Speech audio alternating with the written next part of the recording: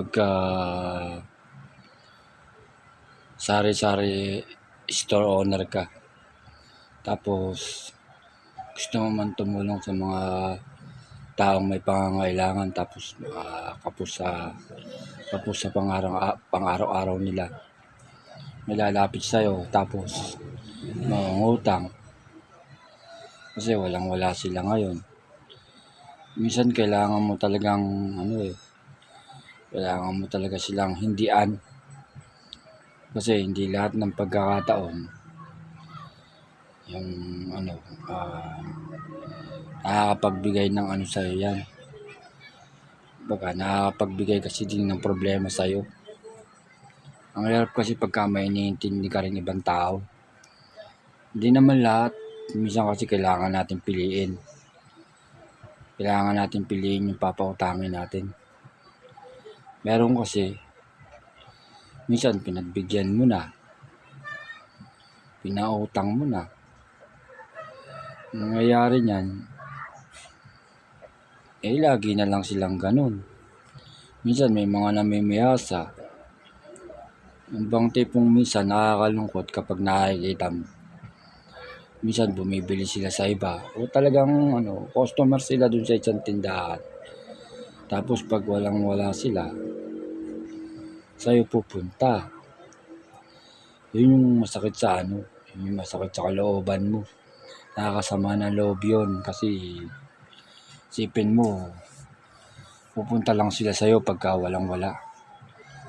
Alam nila yung tindahan mo na kahit medyo mas malayo kumpara dun sa mas malapit sa kanila.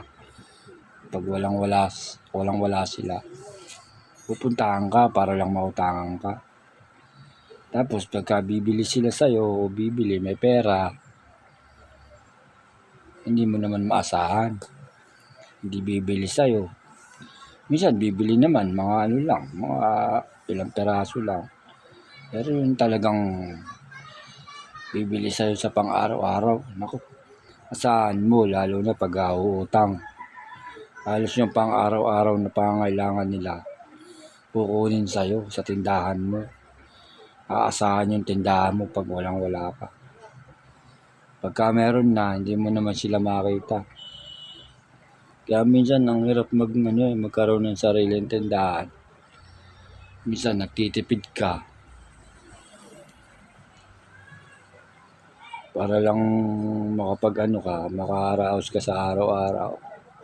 Minsan nga masarap pa ulam ng nangungutang kaysa dun sa nagpapautang. Mahirap. Akala lang siguro nila nagdadangkal ka ng pera. Kung may makapal kang perang ganyan. Hindi nila alam, umiikot lang naman yung pera. Barya lang ngayon, lalo na ngayon ang mahal ng bilihin, ang hirap i-adjust ng pera. Hindi mo alam kung paano mo pagkakasyahin yung dala-dala mong pampamalengke. Pagka nagkulang ka pa, gasolina pa, yung pagod mo pa, yung puyat mo pa sa gabi. Hirap talaga, no?